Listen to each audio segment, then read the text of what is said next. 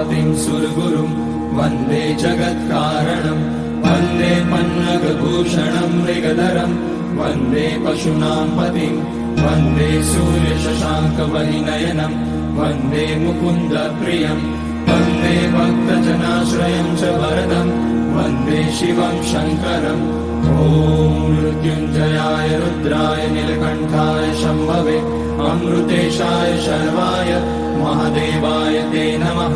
नमस्तेऽस्तु भगवन् विश्वेश्वराय महादेवाय त्र्यम्बकाय त्रिपुरान्तकाय त्रिकाग्निकालाय कालाग्निरुद्राय नीलकण्ठाय मृत्युञ्जयाय सर्वेश्वराय सदाशिवाय श्रीमान् महादेवाय नमः। ॐ नमः शम्भवाय च मयोभवाय च। Download ShareChat.